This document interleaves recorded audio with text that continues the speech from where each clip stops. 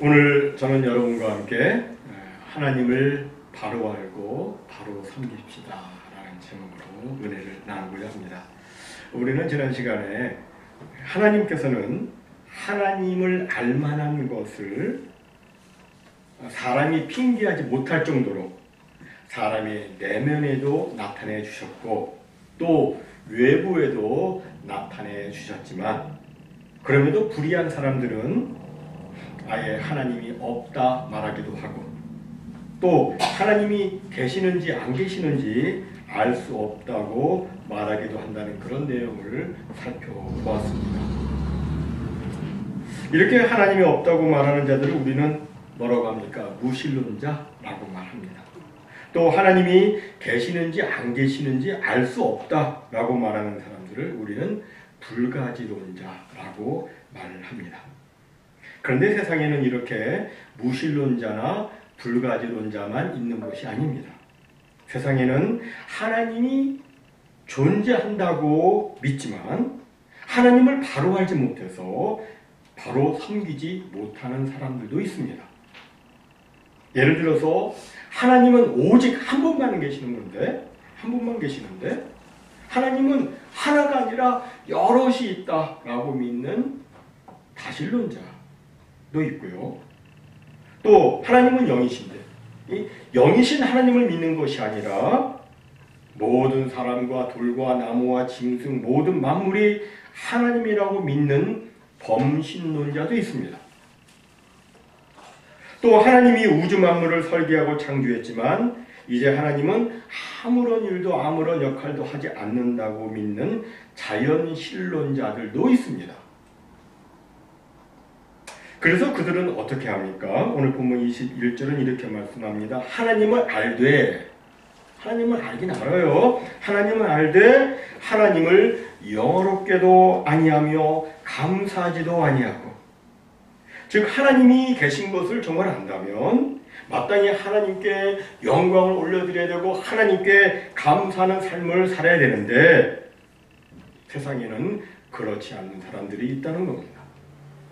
이런 모습을 보면서 우리 하나님 아버지께서는 얼마나 마음이 아프실까요? 또 얼마나 이 거룩한 진노가 생기실까요? 쉽게 예를 들어서 어느 아버지에게 아들이 있는데 아들이 이렇게 말한다면 그 아버지의 마음이 어떠하겠습니까? 내 아버지는 없어. 무신론자. 나는 내 아버지가 있는지 없는지 잘 모르겠어. 불가지론자. 내 아버지는 하나가 아니고 여럿이야. 다신론자. 내 아버지는 돌과 나무이고 모든 짐승들과 만물들이 내 아버지야. 범신론자. 지금 내 앞에 있는 아버지는 내 아버지가 아니야. 자연신론자. 이렇게 아들이 말한다면 그 아버지의 심정이 어떨까요? 만약 그렇게 말하는 아들이 있다면 그 아버지는 분명 아들의 정신검진을 받게 할 것이고 아들이 제정신인데도 그런 말을 한다면 그 아버지의 마음은 너무너무 아프고 슬플 것이고 또 이 진노의 마음도 생길 것입니다.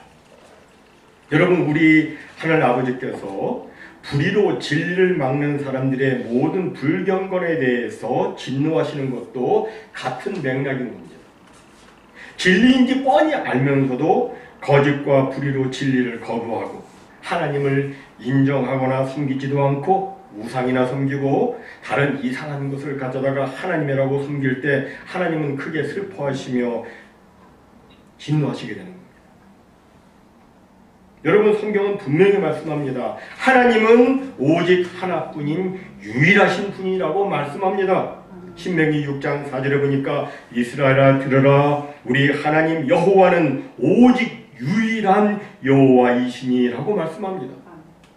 또 이사야 46장 9절은 나는 하나님이라 나 외에 다른 이가 없느니라 나는 하나님이라 나 같은 이가 없느니라 라고 말씀하고 있습니다. 그렇습니다. 우리가 믿는 하나님은 오직 유일하신 여호와 하나님이십니다.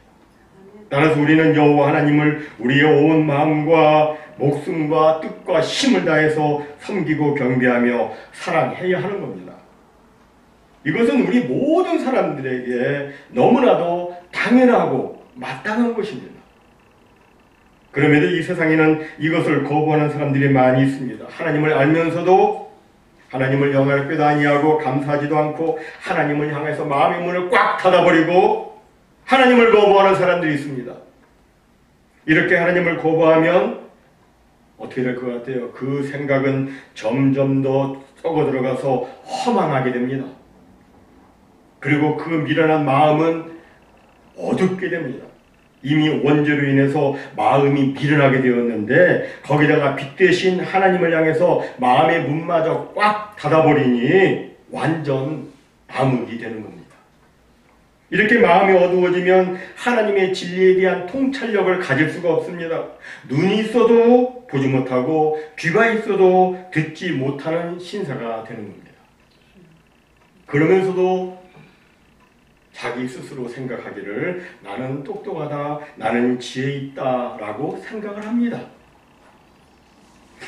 이는 실로 영적인 감각을 완전히 상실한 모습인 겁니다. 영적 통찰력과 분별력과 총명을 완전히 상실해버린 모습들을 우리는 오늘날 우리 주변에서 많이 볼 수가 있습니다. 오늘 본문 22절을 보면 이렇게 말씀합니다. 스스로 지혜 있다 하나 어리석게 돼요. 이것은 인간의 전형적인 교만의 모습입니다. 사람이 교만하면 자기 스스로를 지혜 있다고 생각합니다. 그런데 참으로 아이러니한 것은 스스로 지혜롭다고 여기는 사람들의 끝은 항상 어리석음이라는 것입니다.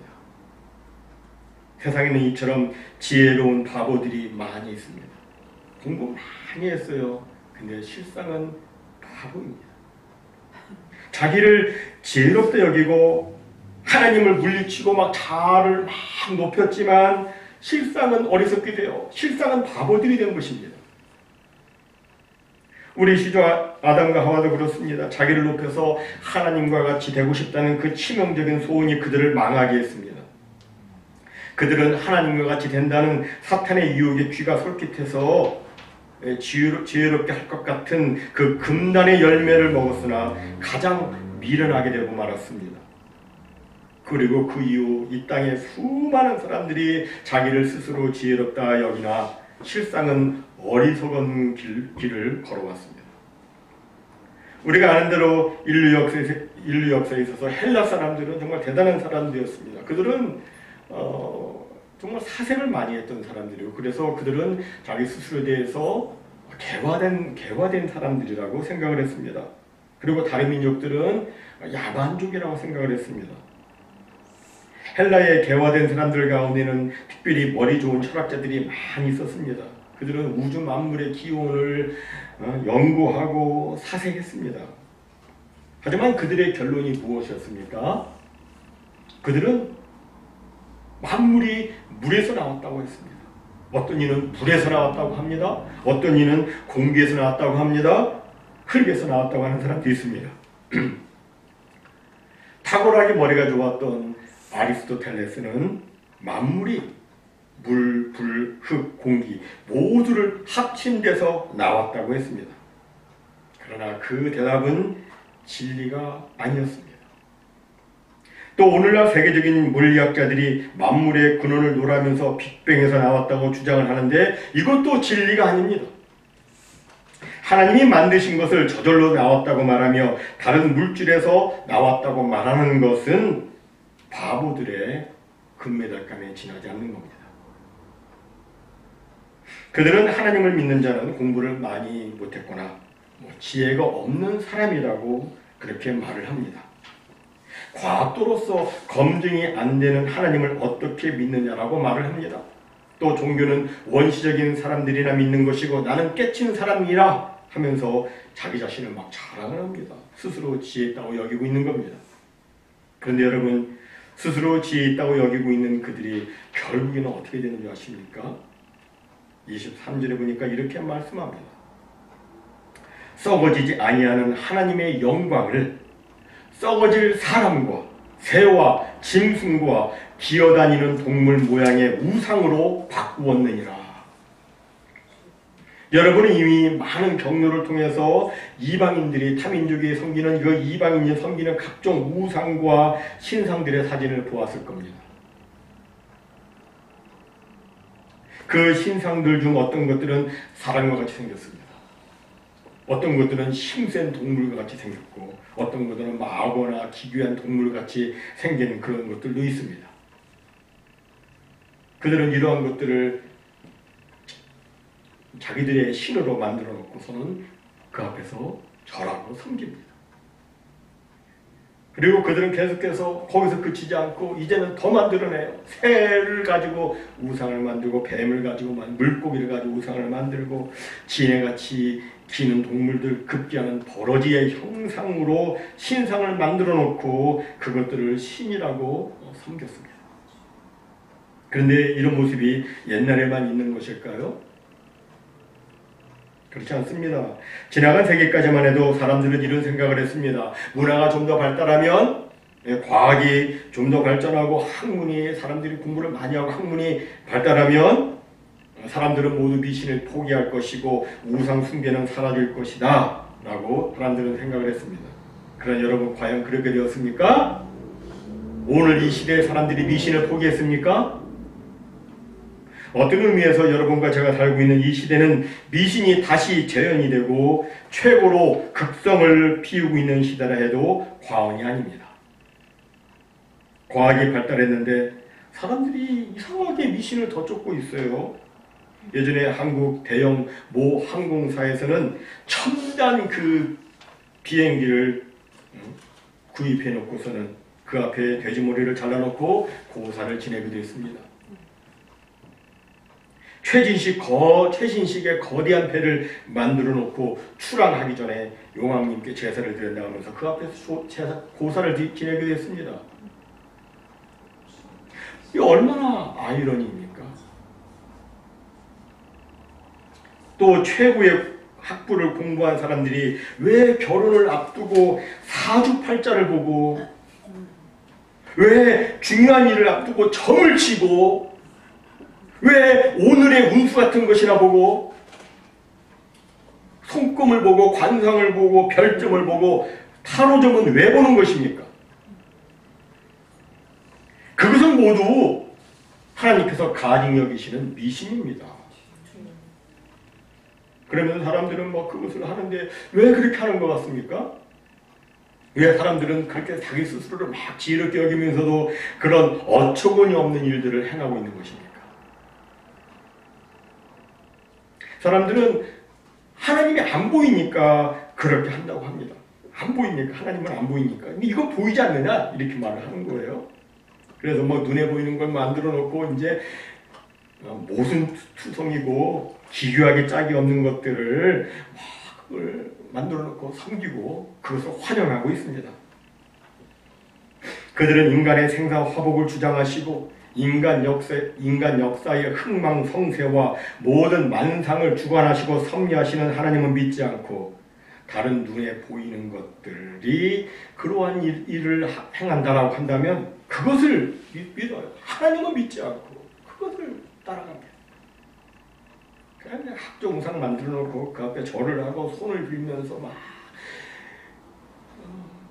그렇게 소원을 아뢰는데 왜 사람들은 이런 일을 하는 것인가? 이에 대해서 성경 조직신학자 루이스 볼크는 이런 말을 했어요. 인간이 참된 하나님을 떠나가면 반드시 하나님의 자리에 그 어떤 것이라도 갖다 놓아야 마음의 평안을 느끼기 때문이다. 하나님을 떠난 사람들은 반드시 그 하나님의 자리에다가 대용품을 갖다 두고 섬기게 되는데 그 대용품이 처음에는 사람과 같이 만들었다가 나중에는 점점 저급한 것으로 바뀌게 됩니다. 하나님을 섬겨야 될 사람이 하나님을 섬기지 않으니까 썩어질 사람을 섬기고 그러다가 날짐승, 들짐승, 자연을 섬기고 나중에는 아예 버러지까지 섬기는 겁니다.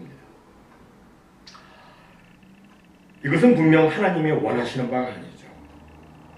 여러분, 십계명 기억하시나요? 이 십계명 제1계명과 2계명에 보면 이런 말씀이 있잖아요. 제1은 뭐예요? 너는 나 외에는 다른 신들을 내게 두지 말라. 다른 신들을 너한테 두지 말아라. 제2는 뭐예요? 너를 위해서 새긴 우상 만들지 말아라. 또 위로 하늘에 있는 것이나, 그죠?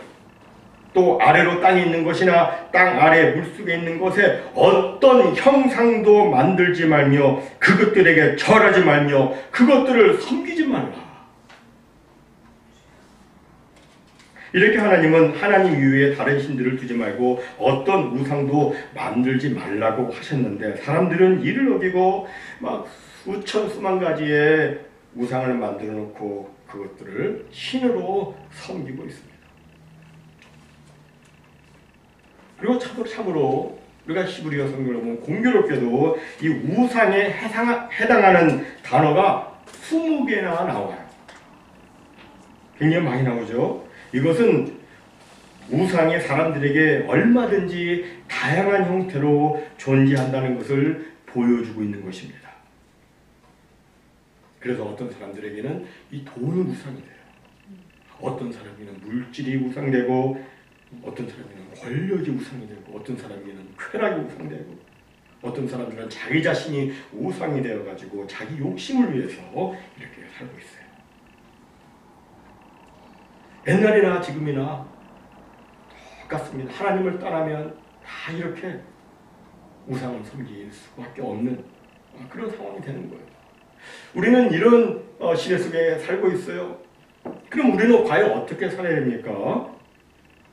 이에 대해서 성경은 분명하고 단호하게 말씀하고 있습니다. 내 하나님 여호와를 경외하며, 하나님을 경외하라. 그의 모든 도를 행하고 하나님의 말씀을 따라 살라. 그리고 너의 마음을 다하고 목숨을 다하고 뜻을 다하고 힘을 다해서 내 하나님 여호와를 사랑하고 오직 그만 섬기라. 오직 하나님만 섬기라. 정말 우리는 오직 하나님만을 사랑하고 하나님만을 섬겨야 됩니다. 오염되지 않은 그런 마음으로 정말 하나님을 사랑하고, 우리는 자꾸 오염될 수밖에 없으니까 날마다 기도해야죠. 주여, 정말 내 영혼이 순결하게 정직하게 하나님을 사랑하고 하나님 앞에서 내가 살기를 원합니다. 이런 마음을 가지고 나의 모든 것을 다 동원해서 하나님만을 섬겨야 합니다.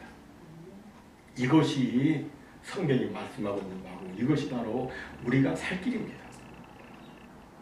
그리고 우리는 세상 사람들이 하나님을 영화롭게도 하지 않고 감사하지도 않지만, 우리는 먹든지 마시든지 무엇을 하든지 하나님을 영화롭게 해야 되고, 또 하나님을 늘 기뻐하면서 범사에 하나님께 감사하는 삶을 살아야 하는 겁니다. 아멘. 여러분, 이것이 없으면 그 인생은 실패예요. 이것이 없으면 이 세상에서 아무리 높은 자리에 올랐어도, 이 세상에서 아무리 많은 돈을 벌고 아무리 많은 칭송을 받았어도 그 인생의 그 끝은 통곡이고 비극이고 실패인 것입니다. 이렇게 되지 않도록 하나님께서는 하나님을 알만한 것들을 우리 속에도 두셨고 우리 밖에도 계속 두셔서 계속해서 우리로 하여금 하나님을 깨닫도록 해주시고 하나님을 섬기도록 그렇게 해주시고 있습니다. 이게 하나님께서 우리에게 주시는 기회이죠. 이 기회를 놓치면 안 됩니다. 사람들은 누구나 그들 생에 있어서 하나님을 만날 수 있는 기회를 갖게 됩니다. 하나님께서 그런 기회를 구원하기 위해서 그런 기회를 자꾸 주시기 때문이죠. 그때 하나님을 가까이 하고 하나님을 만나야 됩니다. 저는 우리가 이 땅에서 경험할 수 있는 최대의 종교적 비극이 있다면 그것은 하나님 앞에 가까이 왔으나 하나님을 만나지 못하고 그냥 가는 사람들이라고 생각합니다. 교회 안에도 이런 사람들이 있을 수가 있어요. 인생에서 제일 불쌍한 사람은 내 주를 가까이 하게 하는 이라고 찬송은 부르지만 실상은 주님을 한 번도 만나지 못하고 가까이만 왔다가 가는 사람들입니다. 이 얼마나 가슴 아픈 일입니까?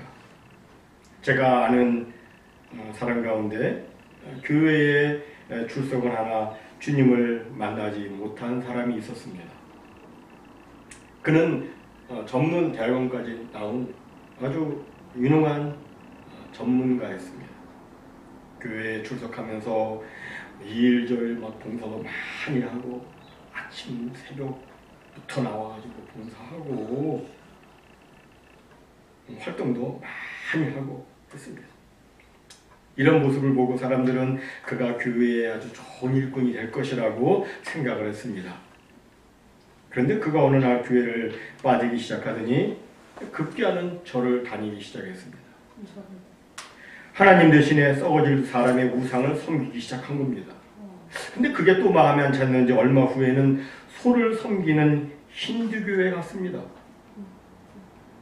그리고 다음으로는 뉴에이지 운동에 빠지고 말았습니다. 뉴에이지 운동 무엇입니까? 현대 과학과 자연 숭배, 서양의 마술, 동양의 신비주의가 합성된 좀 이상한 종교 체계죠. 그 뉴에이지 무브먼트가 있어요. 인간의 잠재 능력을 막 개발해가지고 하나님 없는 초인적인 세계를 지향한다고 하는 그곳에 갔습니다.